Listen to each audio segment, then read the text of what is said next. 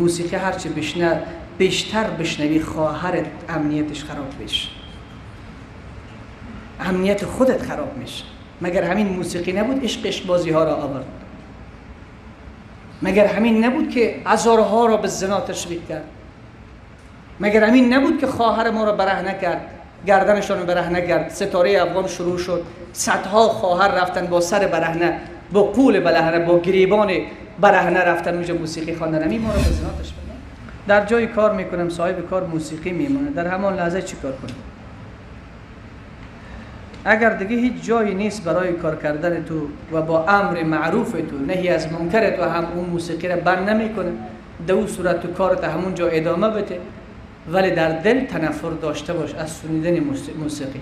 در دل تنفر داشته باش، با علاقه نشنو. مشکل نداره که استماع هستی که سماع هست. سماع همون که در گوشت بیاید در حالی که از اون متنفر هستی، در گوشت آوازش میاد از اون متنفر هستی و این گناه نیست. وقتی که خودت قصد بکنی، موتر حرکت کرد، تایپ موتر باز روشن بکن، شیشه را بالا بزن که امر به معروف نشنود، ولی کی میشنوه؟ الله میشنوه. یک کسی روز صدا مانده بود در واتساپ من که شما چرا نمیمانین که کلمه موسیقی این ملت افغان یکم شاد شود؟ شاد میشن، به خدا ناشاد میشن. چطورش برات میگم؟ موسیقی هرچی بیشتر بشنوی خواهرت امنیتش خراب میشه، امنیت خودت خراب میشه. مگر همین موسیقی نبود عشق بازی ها را آورد؟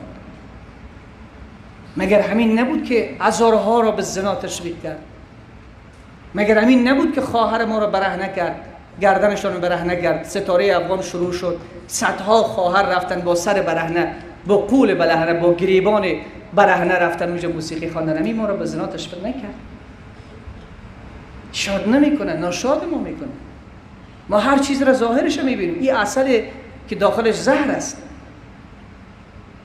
ظاهرش عسل میبینیم که موسیقی ما را شاد میکنه، به خدا زهر داره، ناشادت میکنه. دعای دست جمعی بعد از نمازهای سنت چه حکم داره؟ جواز داره، فرض نیست، واجب نیست، سنت مؤکده نیست. کسی اگر این را سنت مؤکده بداند و لازمی بداند، وقت با بدعت میشه، ولی جواز داره. معارف السنن علامه یوسف بنوری رحمت الله علیه جلد 3 صفحه 123 استحسان مشایخ دانست، گفته جواز داره. اگر این لازمی نگیری. بله اگر یک مولا بعد از سنت دعا نکرد، اوه بعد از سنت دعا نمیکنه، این دعا رو خود تو واجب گردانید، باز وقت به بدعت داخلش میکنه. خوب حنفی باش، خوب حنفی باش عزیز من، تحقیقی حنفی باش، بر مبنای سمنی که هرچی دیگران گفتن. فتاوای حقانی مشهور است، نوشته میکنه او مجلد اولش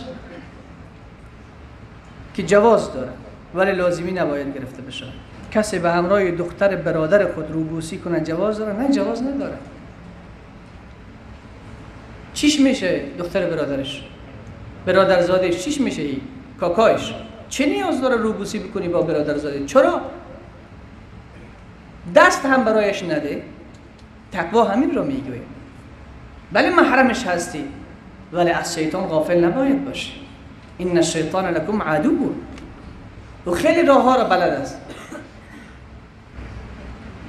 در جای کار میکنم، صاحب کار موسیقی میمونه، در همان لحظه چی کار کنم؟ اگر دیگه هیچ جایی نیست برای کار کردن تو و با امر معروف تو نهی از منکر تو هم اون موسیقی را بند نمیکنه، در اون صورت تو کارت همون جا ادامه بده، ولی در دل تنفر داشته باش از شنیدن موسیقی. در دل تنفر داشته باش، با علاقه نشنو. مشکل نداره که استماع هستی که سماع هست. سماع همون که در گوشت بیاید در حالی که از اون متنفر هستی، در گوشت آوازش میاد از اون متنفر هستی و این گناه نیست. وقتی که خودت قصد بکنی، موتر حرکت کرد، تایپ موتر باز روشن بکن، شیشه را بالا بزن که امر به معروف نشنود، ولی کی میشنوه؟ الله میشنوه. یک کسی روز صدا مانده بود در واتساپ من که شما چرا نمیمانین که کلمه موسیقی این ملت افغان یکم شاد شود؟ شاد میشن، به خدا ناشاد میشه. چطور؟ چطورش برات میگم. موسیقی هرچی بیشتر بشنوی خواهرت امنیتش خراب بشه، امنیت خودت خراب میشه. مگر همین موسیقی نبود عشق بازی ها را آورد؟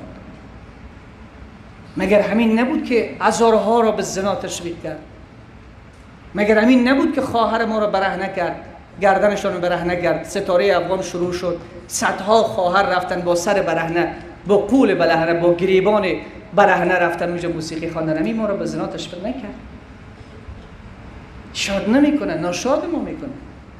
ما هر چیز را ظاهرش میبینیم. این عسل که داخلش زهر است، ظاهرش عسل میبینیم که موسیقی ما را شاد میکنه، به خدا زهر داره، ناشادت میکنه. من از تابلت که استفاده کرده بودم، با همسرم فیلم های مبتذل دیدیم و هم بستری کردیم. ببین، توبه بکن عزیز من، توبه بکن. الله توبه نصوح نصیب ما بگردن. تابلت که مصرف کرده، فیلم مبتذل مانده دو، و این کاری که با این زن خود کرده، با کدام تصور، با کدام فکر، چی را نگاه کرده با این هم بستری کرده، چی شد؟ باز از این نطفه می شود بچه، از این نطفه می شود دختر. باز توقع بکنی که بچه عالم ما باید داشته باش. سخت است نه؟ با فیلم مبتذل او به دنیا آمده، با تماشای فیلم مبتذل او به دنیا آمده، با تابلت که او به دنیا آمده. تابلت که ای است دیگه. آیا بخت کسی را کسی دیگر بسته کرده میتونه؟ نه، بخت را خود ما بسته میکنیم. هرچی از خدا بیشتر دور شدی چی میشه؟ بخت ما بسته میشه. هرچی به خدا بیشتر نزدیک شدی، اون مشکل گشاست، حاجت رواست، حاجت براست. اوف، مشکلت حل میکنه دیگه. این وجدتنی وجدت کل شی. بنده مگه مرا پیدا کردی همه چیز پیدا میکنی. خیلی بخت بسته نمیمونه نه؟ وقت خدا رو به معنای واقعی آوردی در زندگی خودت، دیگه هیچ چیز بسته نمیمونه، همه چیز باز میشه. در دیگر مسجدها مولانا خطبه‌ای که شما میخوانید در دیگر مسجدها نمیخوانید. آیا آن را یک نشان بگویید که هدیه کنم و مطالعه کنم و در حقم دعا کنید. حضرت علامه عبدالحی لکنوی رحمه الله یک رساله نوشته کرده. در یک سال چند تا جمعه داریم؟ 56 تا 4 تا چند تا؟ در هر جمعه یک خطبه آورده، ولی چون ظرفیت و توانایی خطبا او اندازه نیست که هر جمعه بتوانن یک خطبه را حفظ کنن بیاین سر منبر بخونن. حضرت علامه عبدالحی لکنوی صاحب در مجموعه الرسائل خود یک رساله آورده در تمام جمعه های سال، در هر جمعه یک خطبه، ولی او توانایی نیست که بعضی ها بخونن. خطبه ای که ما میخونیم بله دیگران نمیخونن، هر کسی خطبه هم بلد هست. من همین خطبه را زیادتر دوست دارم، خیلی پیام های خوبی داره.